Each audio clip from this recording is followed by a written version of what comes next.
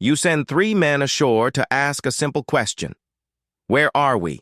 That's it. That's the whole errand. Find someone friendly, ask for directions, come back. And then you wait. And they don't come back.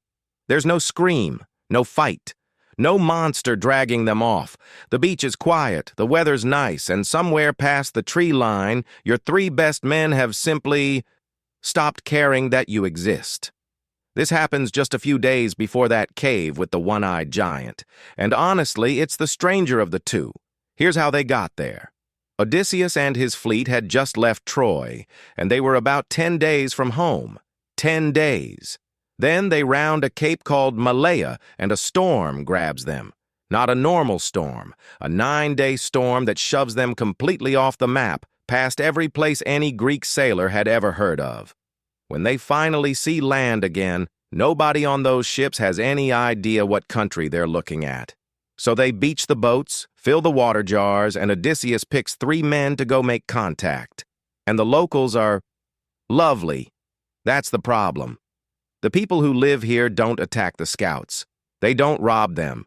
They walk up smiling and offer them something to eat, a flower, a fruit, the thing their entire diet is built on. The Greeks called them the Lotus-Eaters because that's the only notable fact about them. They eat the lotus, and they are perfectly, permanently happy.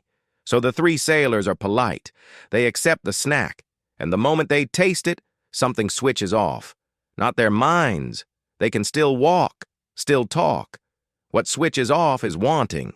Home, wife, kids, the ship, the war they just survived, the 10 years they spent trying to get back, all of it just quietly stops mattering. They don't want to leave. They don't want anything except more lotus. Here's the thing nobody tells you.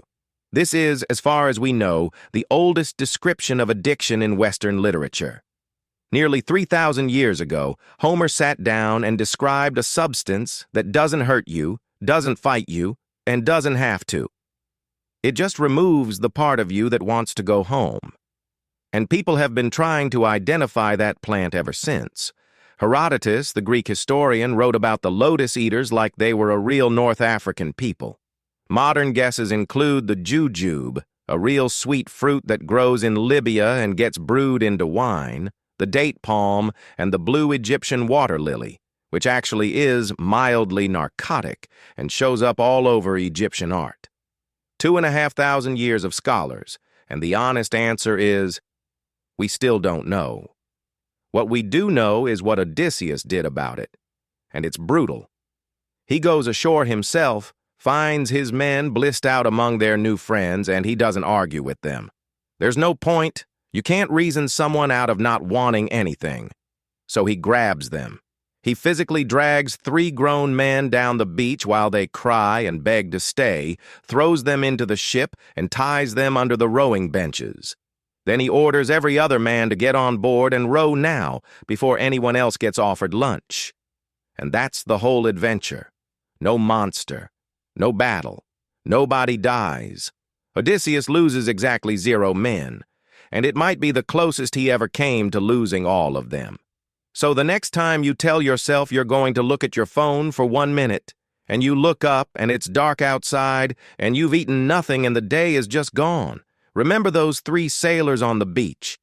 The thing that almost ended the most famous journey in history wasn't a giant, or a witch, or a sea god. It was a really nice afternoon that nobody wanted to leave.